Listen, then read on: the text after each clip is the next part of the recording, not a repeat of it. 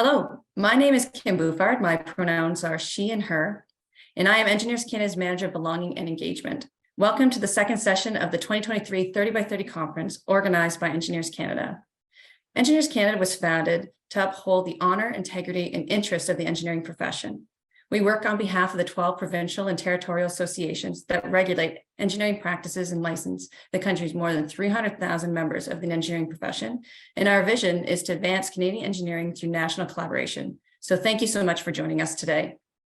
Conversations today will be held on Discord. The channel is participant-led, and we will not be providing translation services for the Discord chat, but participants are welcome to participate in any language.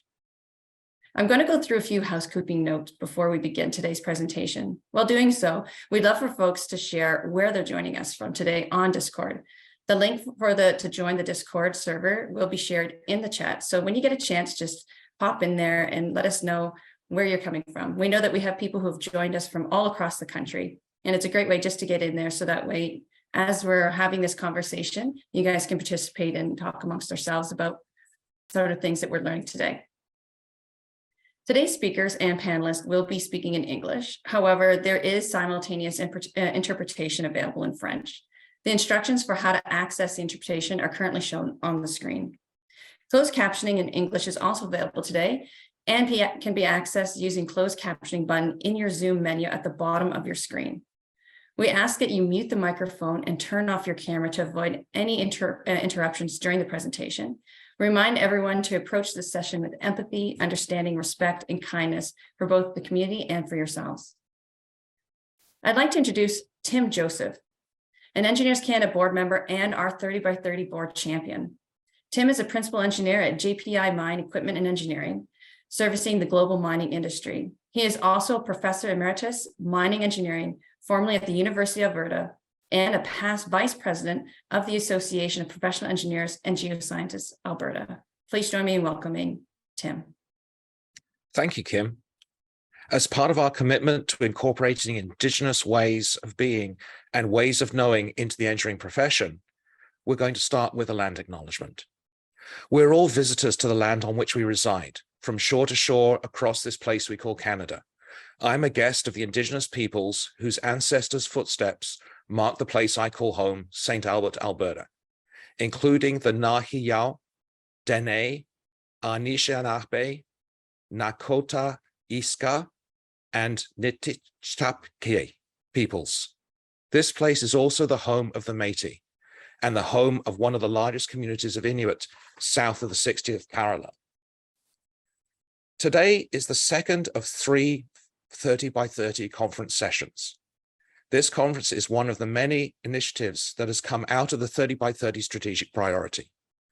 Through this strategic priority, Engineers Canada is working to raise the percentage of newly licensed engineers who are women to 30% by the year 2030.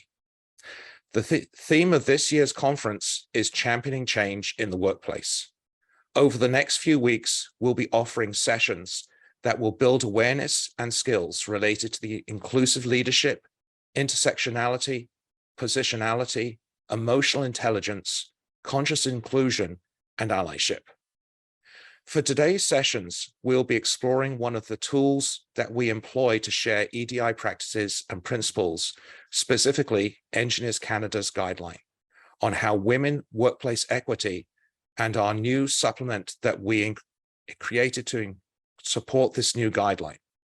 Throughout our discussion today, we'll be discussing the strengths and the weaknesses of using guidelines to address discrimination or systematic oppression, which is often a unique experience.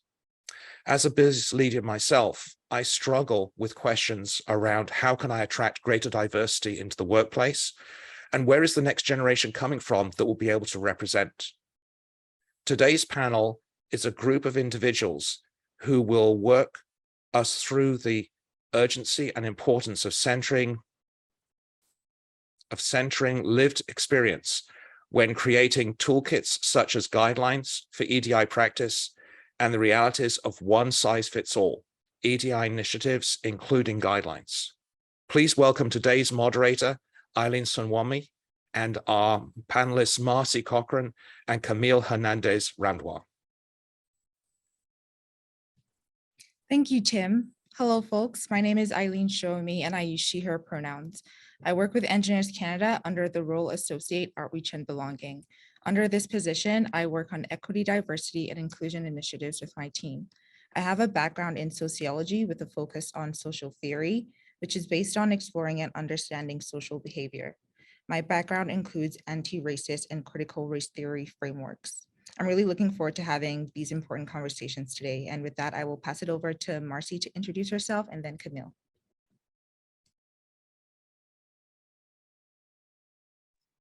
Thanks, Eileen. I was on mute there.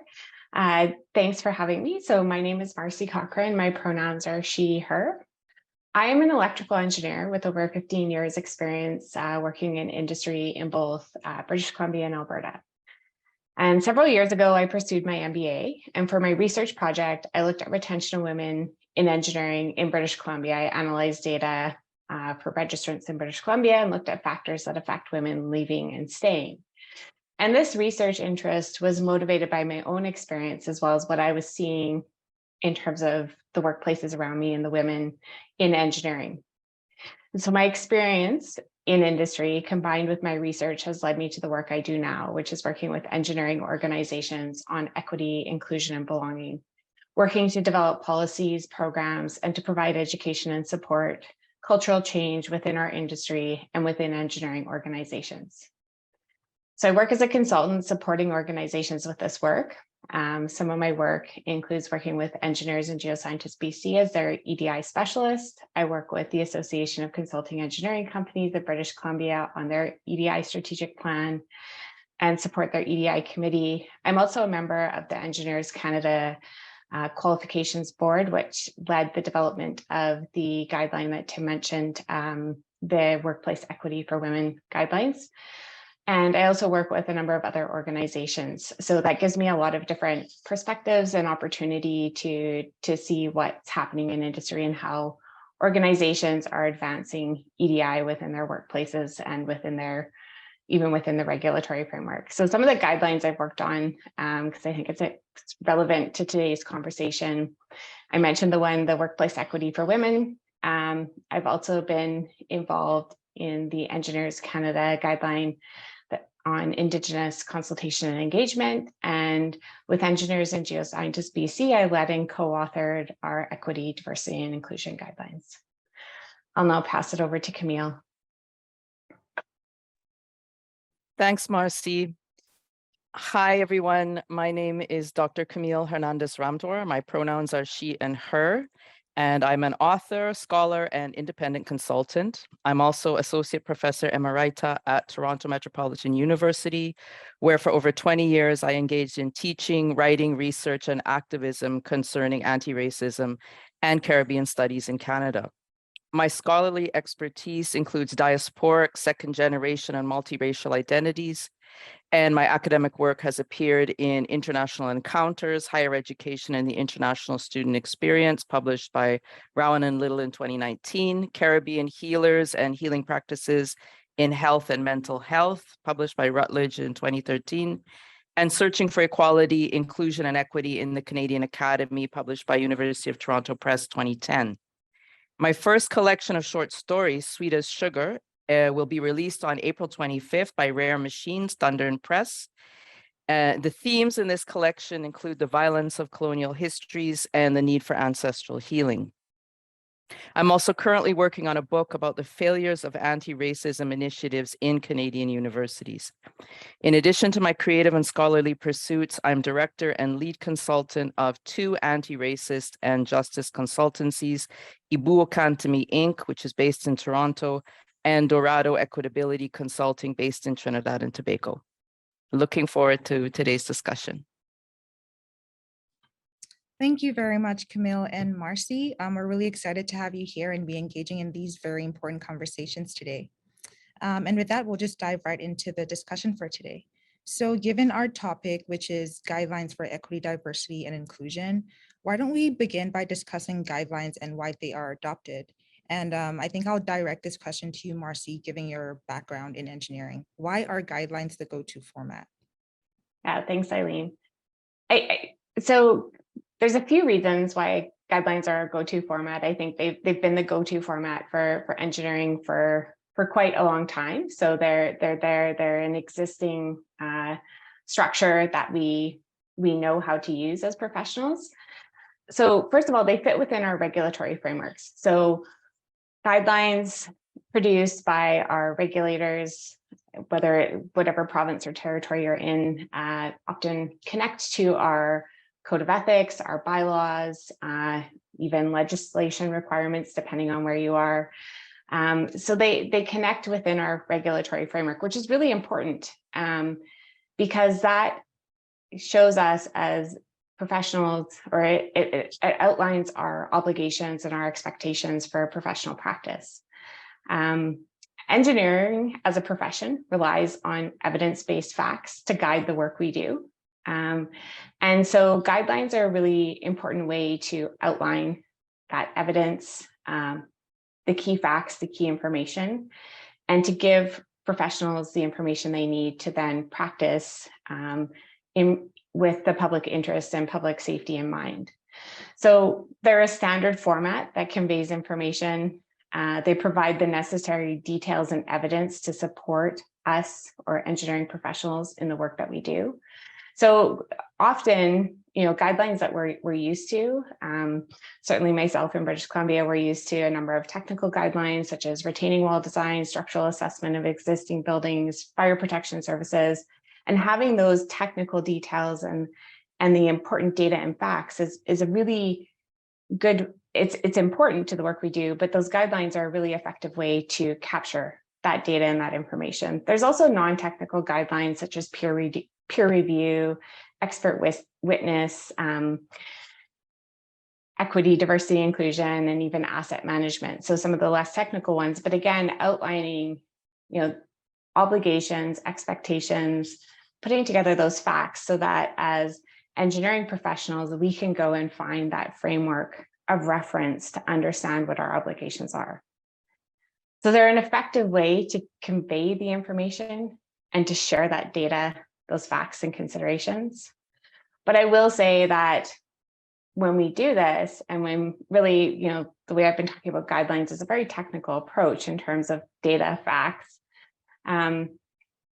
we can miss something in that. And I think that that's especially true for topics related to inclusion and belonging, where we need to center around the experiences of people.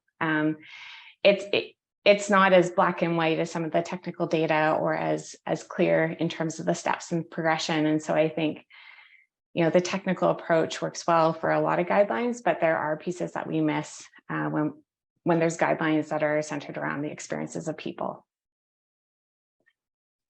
Thank you so much, Marcy. You alluded to lived experience, and I think what that raises to mind for me is the importance of recognizing that term intersectionality, which is a commonly used term these days, which is a framework that basically suggests that our social identities, so whether that's race, gender, class, religion, socioeconomic status, and so on, are all interconnected and could compound to cause barriers or even privileges for others, depending on where they sort of fit into within these different social categories. And so with that, some folks are put at a greater disadvantage than other folks. And so to put this into context, I'm going to cite an example. So imagine a Black queer woman with a disability. There are three different elements of her identity being highlighted here. First, she's a woman. Second, she's Black. And third, she is disabled. Each of these identity characteristics do put her at a disadvantage. And living in a society where, there's racism, patriarchy, ableism, and so many more factors and systems that shape people's lives and experiences, we could only imagine the kind of barriers that such a woman is faced with compared to, say, a heterosexual man with a disability. And now this is not to say that the heterosexual man with a disability does not face challenges. However, the challenges that this person would face would be very different from that of the Black queer woman with the disability. And what I'm suggesting here is that there are nuances in each of these identities, which would definitely impact their lives in very different ways. And the fact that these individuals have such unique experiences means that they possess peculiar knowledge on subject areas that one without their lived experiences may grasp only to a certain point, since they have not directly lived through them. And with that, I think it's also important to break down the term lived experience. we all have experiences as human beings. Experiences are lived through. I mean, if they weren't, then they wouldn't be experiences in the first place, right? However, lived experience from a social theory standpoint highlights the experiences of folks who are underrepresented or pushed to the margins because of their identities. And I'm actually curious about how folks come to understand this term, lived experience. And for folks who are watching today, do you find it that lived experience is synonymously used with the term experience? Please feel free to Discord channel. I think that it's really important to, like you said, Marcy, highlight the experiences of different folks based on their different positionalities. And sometimes this is faced with pushback from folks. And I think that this pushback comes from a feeling that perhaps when you're supporting other folks, then maybe you have something to lose in the process. But I'll pause there for a bit, and then I will pass it over to Camille to share her thoughts so far on the conversations that we're having.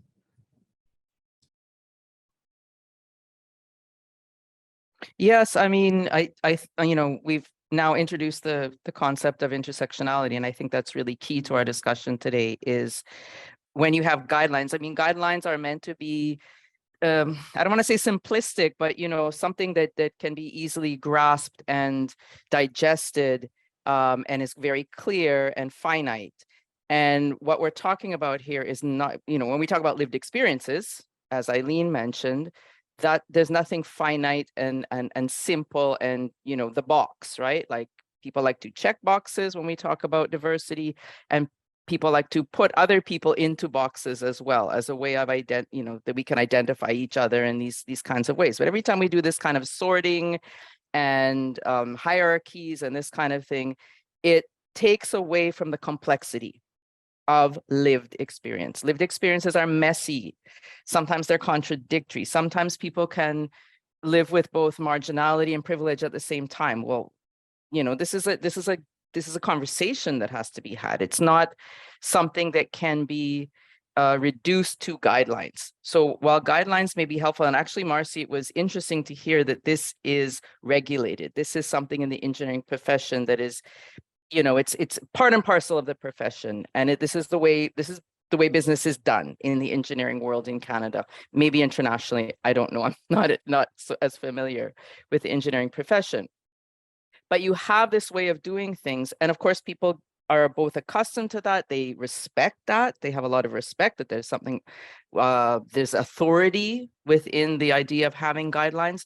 And that makes it challenging now to talk about the messiness and the contradictoriness and the difficult conversations that have to be had. And this is, one of the things in my experience as a consultant and doing EDI, DEI, anti-oppression, anti-racism, et cetera, work, is those conversations. Sometimes you're able to have those conversations with people and you have to figure out where people are. Because there are people who will absolutely shut down. There will be people who will want to fight you. There will be people who will break down in tears. And there are people who've already started the work. And they're like, yes, I'm here with you. I want to know more. I want to know how to do this. And that's a huge part of this work, right? So I'm hopeful that what Engineers Canada is doing here by having these conversations and having these kinds of events is having conversation, which is, to me, the most effective way of dealing with these kinds of issues. Thank you for your insights, Camille. I think it's really important what you said about privileges and barriers and how based on the individual, it could look very different. And so I'm thinking when moving away from technical guidelines, what could be a possible alternative or what could that look like, especially when we're trying to really center and recenter the experiences of folks from different backgrounds? And feel free to jump in, Marcy or Camille. Yeah, I have a few thoughts, and actually, so I think technical guidelines or guidelines are a good foundation because they provide that the data, the facts, that foundational information. But really important, what Camille was talking about lived experience and and how it's complex and it's messy, and we can't capture all of that in a guideline. There's too many scenarios. Our guidelines to try and capture that would just be impossible. But I think it also needs to be in a format that elicits a more emotional response, because I really think that for us to move people to a place where there's meaningful engagement, which is where we drive change, where we drive understanding and action, we need to elicit empathy and understanding. And that requires a more emotional connection to what we're learning. So I think when we think about other formats, there isn't one other format, because I think the other part that's important is Eileen, you talked about intersectionality and different identities and even our own learning styles. We all learn differently. So, someone may really connect with a podcast. Someone else may really connect with reading something. The next person, it might be a video or a live presentation. So I think the important part is that for guidelines on topics such as equity, diversity, and inclusion, we need those other pieces to complement them so that people have a variety of ways to sort of connect with the information, to understand those lived experiences. And if I could just share for myself personally, when I started my research, I was looking at this experience of women in engineering. Well, as a white woman in engineering, I was seeing that through my lens. As I did my work, I came to realize that, there's many different identities and those experiences in engineering for different women with disabilities, women of color.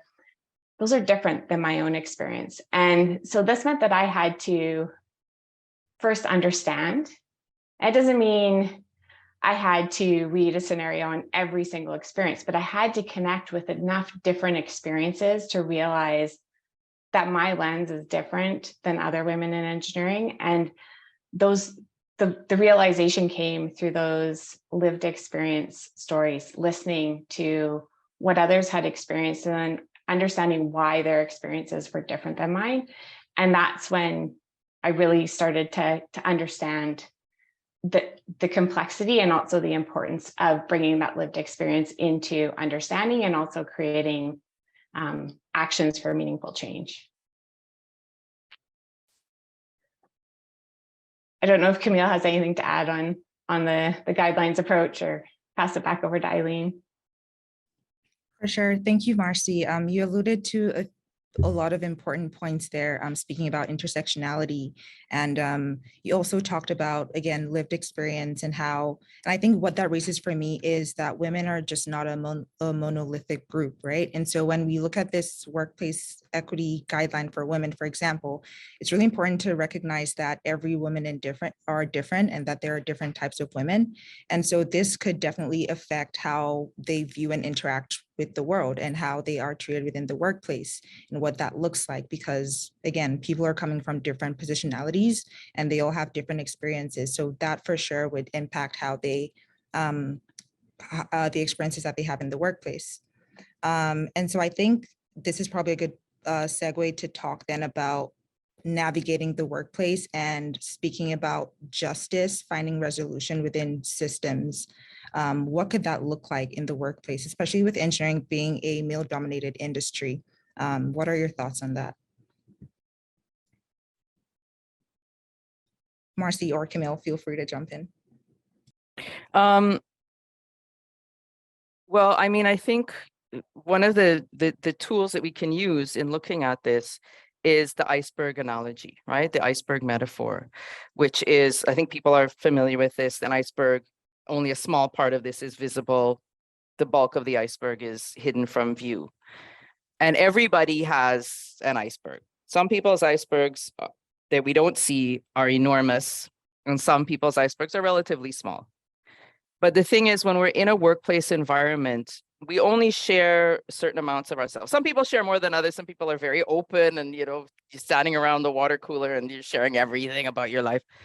And other people, not so much. Right there, we can just stop and say, well, why are some people feel more free to share their personal life outside of the workplace, their iceberg, the problems they're going through? How was your weekend? Oh, it was terrible, blah, blah, blah happened. whereas other people very much closed, very much keeping their personal lives to themselves. It talks about the kind of climate that is occurring in the workplace.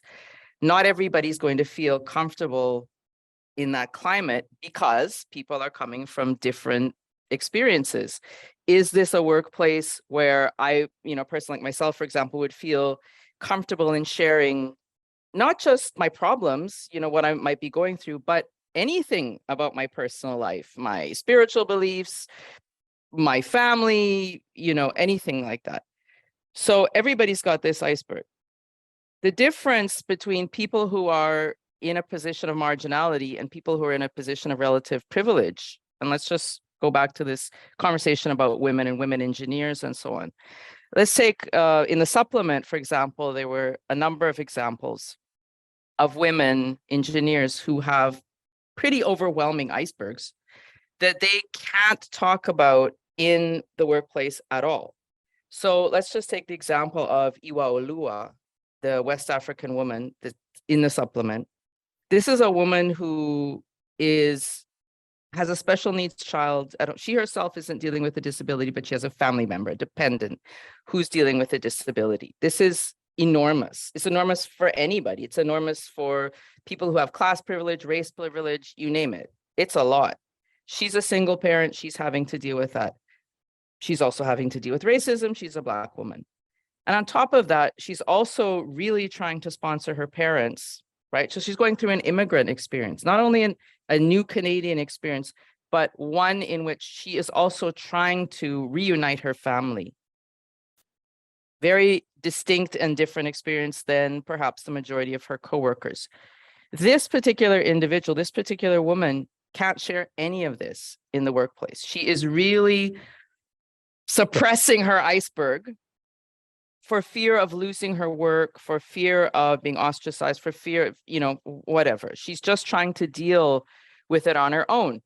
This also says something about there isn't perhaps any recourse for her in the workplace. There aren't any systems in place where this woman could go. She doesn't necessarily feel she has any allies in the workplace that she could tell these things to, where perhaps she might be given more leeway, more flex time so that she can go to these appointments she has to take her child to, or for people to understand the pressure that she's under to not only keep her job, but to do well in her job, and to she's very, very dependent on this income. So she's very, very dependent on the job, and therefore she doesn't want to cause any waves. There's so much going on with this person. And the reality is that, and we saw this in scenarios with the other examples in the supplement, coworkers were pretty oblivious to what was going on with these individuals, whether it was Iwa Olua, whether it was Janie, whether it was Albertina, the three characters that were in the supplement. And that says a lot right there, right? Now, if we can do the kind of work that we've just been talking about, where we start with guidelines, right? We could start with the guidelines, and then from there we go into how do we connect with people who might be completely unaware that there are people in their workplace who are going through these kinds of things. Because a lot of times it really is that. It is just a complete lack of awareness of what other people are going through, what their lived experiences are. So what Marcy was saying, exactly, how do you reach people? What kind of medium can you use to reach people? It's a podcast. A lot of people love listening to podcasts. That could be one way. So you're having people talking about their lived experience, telling their stories, etc. And that's a listening experience. You could have video, you could have speakers coming in, there's so many different ways to do this, but it can start with the guidelines, which are very black and white on a page, and then you move into a more, hopefully a shared human experience where people can say, wow, it never even occurred to me that somebody that I work with, that I see every day or 5 days a week or whatever, is dealing with all of this. I had no idea, right? As we're using this iceberg metaphor, I want to take a moment to say, like I said, everybody has their iceberg, but what could be different between someone who is living with different levels of intersectionality, race, sexuality, class, ability, disability, and so on, as opposed to someone who maybe doesn't have as much. An example is a cancer diagnosis. Very common. We know this. I mean, I don't know if there's anybody out here who either hasn't had one themselves or has had a close family member have one. A lot of us are quite familiar with this. What might be different for the person who is dealing with different levels of marginality because of intersectionality and someone who isn't? This is a huge big deal. Everything stops. You have to focus on your health or your loved one's health. How might this be different for somebody who has relative privilege? Again, let's just use the example of a white male coworker who is Canadian, maybe 5th or 6th generation Canadian. One of the big differences is this person probably knows how to navigate the healthcare system. They understand what they have to do. Their family has been, they might have had cancer in other family members already. They know what they have to do. They know how it works, that you have to go to your GP and you go to the specialist, you go to the oncologist, you do all these kinds of things. They may just take that for granted. They might have lots of friends, lots of family, lots of coworkers who can advise them.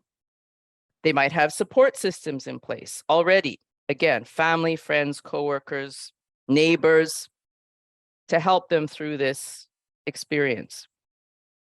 If you take somebody who comes from a different kind of experience, perhaps someone who is racialized, someone who is Indigenous, someone who is dealing with a disability, someone who's dealing with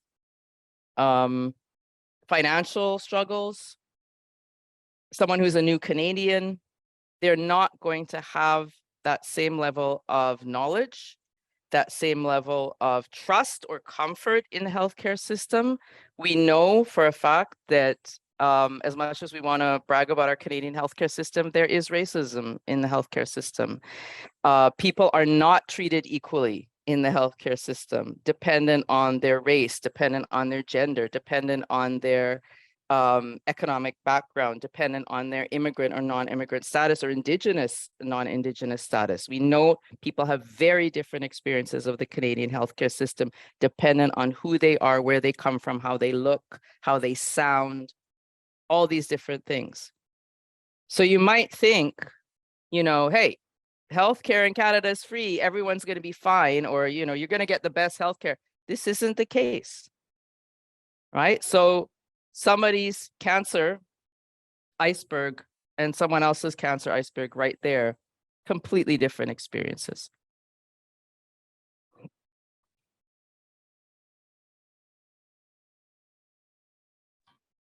Thank you so much, Camille. I really do appreciate that metaphor of the iceberg because, as you've said, it could look very different from person to person. One individual might choose to share so much, others perhaps not. And so it could definitely look very different from person to person.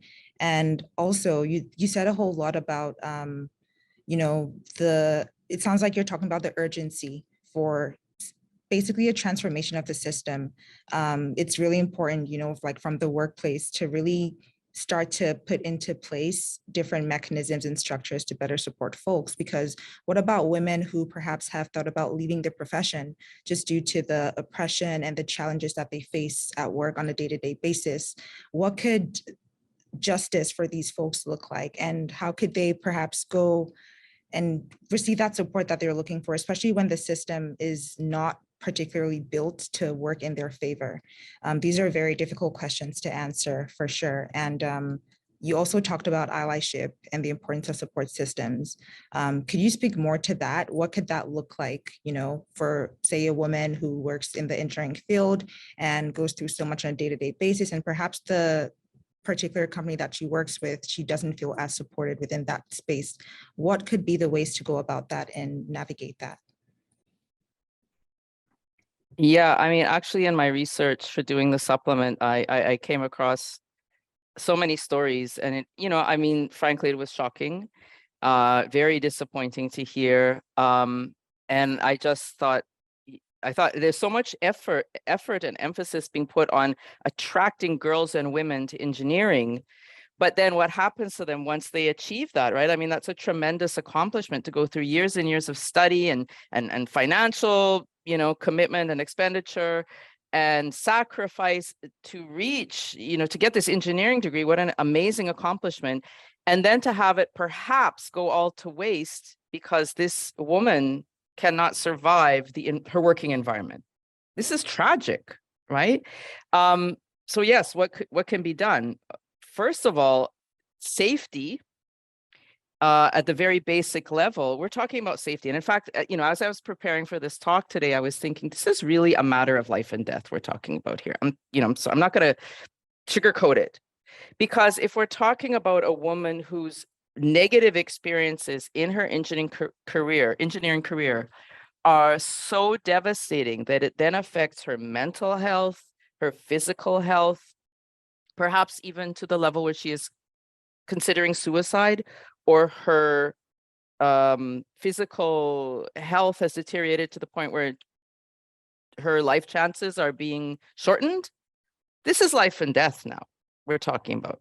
So this isn't just someone's unhappy and they're whining, or, they have anxiety, or no, this is really serious stuff we're talking about here. So what I think at the very first level we have to talk about is safety. I heard stories of women who were literally unsafe in the workplace, unsafe.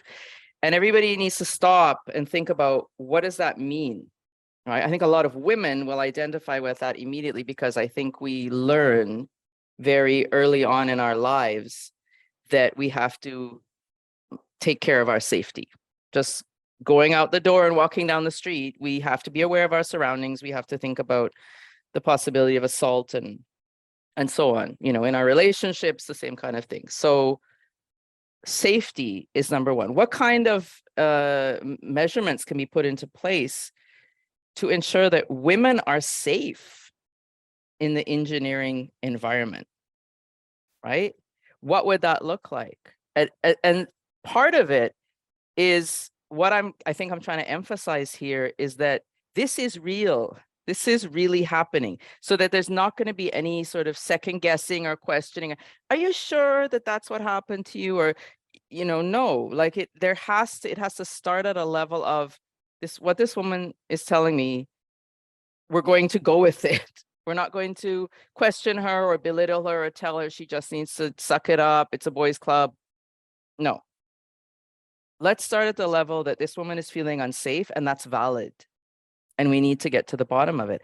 And then, of course, then it's going to get, heavy, which means that there has to be sanctions. There has to be repercussions, so that if women are going through assault in the workplace, because again, this is the level of where we're at. I'm not saying every woman, but enough that the engineering profession should be concerned about this, that assault, whether it's verbal assault, physical assault, is taken seriously and people are reprimanded and there are consequences for their actions, right? It has to be a no tolerance policy for assault on women in these workplaces.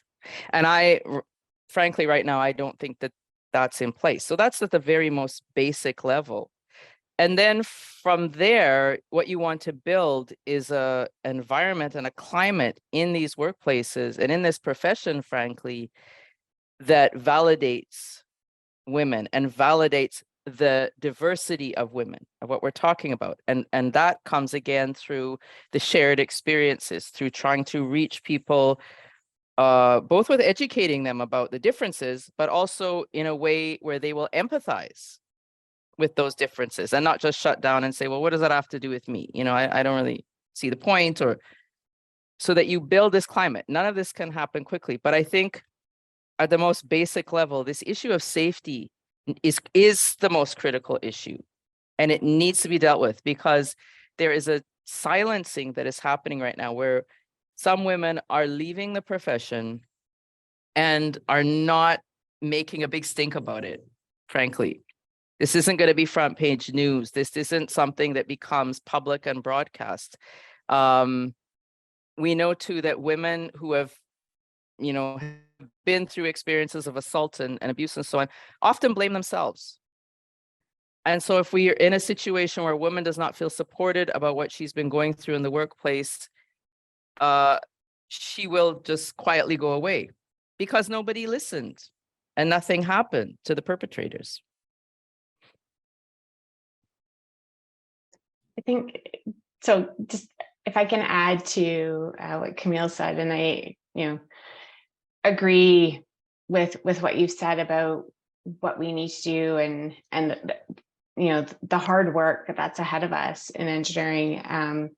But your point on safety is so key, because within our code of ethics, the first tenet in the Engineers Canada Code of Ethics: hold paramount safety, health, and welfare of the public and protection of the environment, but also promote health and safety within the workplace. So that's not just about public safety, that's about our own environments and the health and safety there. And safety is, I think safety culture is very much embedded into engineering. It's something we're very good at in terms of physical safety on the job site, in our work designs, but bringing this perspective to safety within our workplaces, and particularly thinking about psychological safety too as part of that, because that is a key component of safety. And I think that that's where we can leverage an existing tool. It's not a guideline, but it is one of those foundational pieces that already exists around the importance of safety, and build understanding about what that means in our workplace and how we actually create safe environments connected to that code of ethics requirement. So.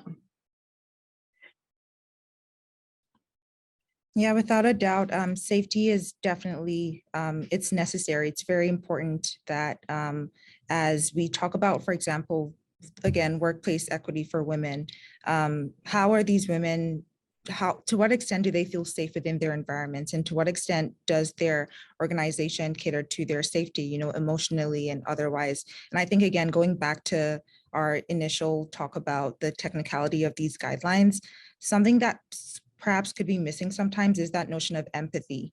It's really important for people to be able to understand the complexities of these issues and really know that there's a whole lot of nuances and that it's not a one size fits all approach.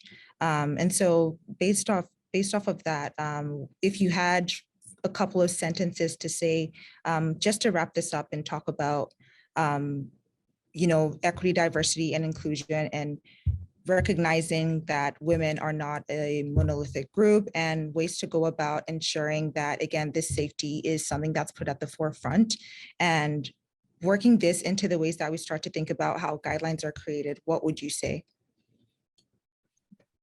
So I think for myself, listening to Camille speak about the iceberg, and also some of those example stories she shared to really help us connect with lived experience and the complexities of people's icebergs, the thought that came up for me is that, and you talked about this as well, Camille, is that often people don't have safety in the workplace to share that lived experience, to share their personal iceberg. So I think that the opportunity here is that with guidelines and supplementary materials like the personas or the stories that Camille developed, it connects the empathy response to activate allies without putting people who are marginalized in positions of further marginalization by having to share their own personal experience. So someone in my workplace may not be in a position to share their own iceberg and their lived experience. But as an ally, if I can access other resources that activate that understanding, that empathy response, I can better build my awareness and act as an ally. So that might be triggering for me things like, oh, there might be policies in my workplace that need to be updated or changed or put in place that don't exist, without an individual having to explain how it's personally impacting them in the workplace and putting them in a situation that compromises their safety or their work security. So I think that that's really an important part of these additional pieces that go with guidelines, is it supports the people those underrepresented people or folks, those marginalized folks, by giving them a voice without expecting one individual to have to carry that weight themselves in the workplace. Thank you, Marcy. And Camille? Yeah, I think I just want to add to that too, because I want to be careful again with, the framing of experience and so on. We have to be careful also not to throw everybody into the same bag, right? So not all racialized women in the workplace are going to be experiencing racism at the same level. In fact, some will be saying, I don't experience it at all, right? Not, every immigrant woman is going to be experiencing what this particular character in the supplement is experiencing, right? So not to make assumptions again at the same time, but it's to be aware that there are people in the world who are going through these kinds of experiences, because as I said, there's often a lack of knowledge about the different kinds of experiences that people might be having based on who they are, where they come from. I think one of the main points I want to leave people with is that it's great to recruit people, and it's great to go out there and do that work. And it's great to have this goal of 30 by 30 and, want to attract women and girls to engineering. And I think a lot of that work has been done and continues to be done. And the numbers are going up, and that's so wonderful.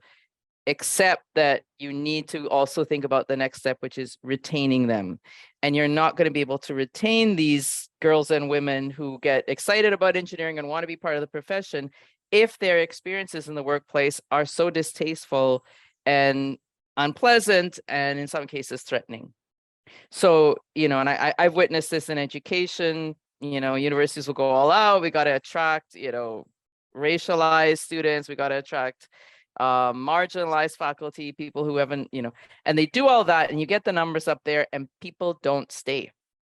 And you have to ask why, right? What is going on? So it's really important. And the other thing I think I wanted to say about what could be done in the workplace, if there's some way to have a check-in with the women in the workplace, or, to kind of keep an, I don't know how to put this, that to build that allyship so that there's kind of mentoring or a checking in or a support for women who are coming into the workplace, like those 3 examples in the supplement, who don't have a group, already there that they feel comfortable with, or someone who looks like them, or someone who sounds like them, or someone who comes from the same Indigenous background, for example.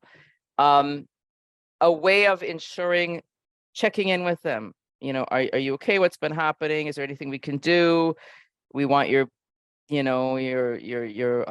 experience here to be a positive one. That kind of, not just assuming that you're here, you'll fall in, you'll assimilate. That's a big one, that you'll assimilate to the culture here and we don't have to worry about you. It'll be fine. No. You should be concerned about this colleague who's coming in and ensuring that if they have particular needs, that those needs are being met, and that they have concerns, that those concerns are being heard and if necessary, dealt with.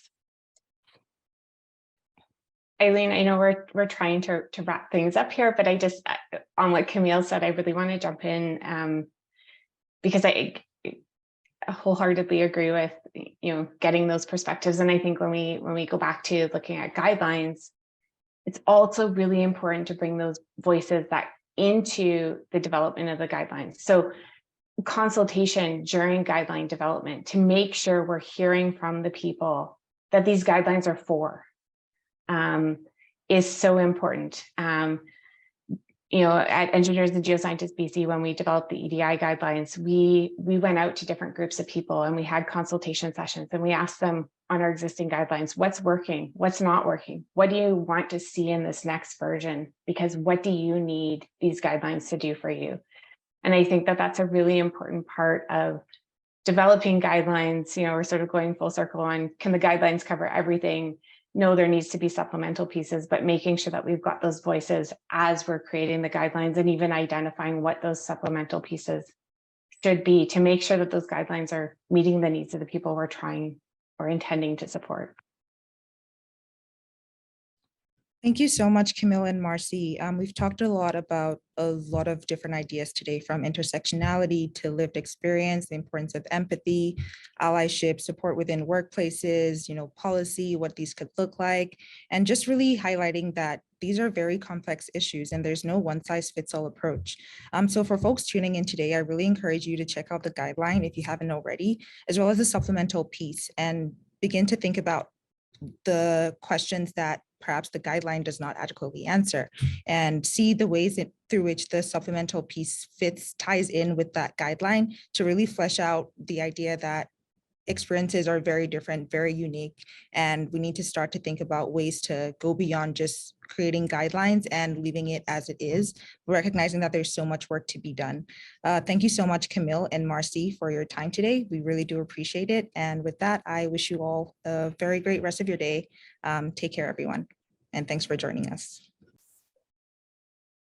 So thank you, Camille, Marcy, and Eileen, for your insights and for leading us through this conversation.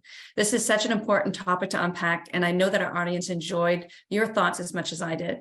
I particularly really appreciated the iceberg analogy and the emphasis throughout the discussion on accepting the pros and cons of guidelines and how we can meet people where they're at, both in terms of support, but also in terms of how we activate allies to create safe and welcoming environments for everyone within the engineering profession. I encourage everyone who joined us today to keep this conversation going about guidelines in our Discord. We'll keep the forum open for the next hour. If you want to reflect back on the teachings of today, recordings of all virtual sessions will be made available on Engineers Canada's YouTube channel in the coming weeks. I also want to thank Tim, our 30 by 30 champion, for joining us today and for being such a strong ally for our work. Lastly, please join us for the final virtual session on Wednesday next week, when the topic will be creating anti-violence workplaces, where we'll be welcoming Paulette Senior of the Canadian Women's Foundation and Jeanette Southwood of Engineers Canada. The registration link will be shared in the chat and on the Discord server. Thank you again for joining us for this insightful conversation. And as Eileen mentioned, I hope you enjoy the rest of your day.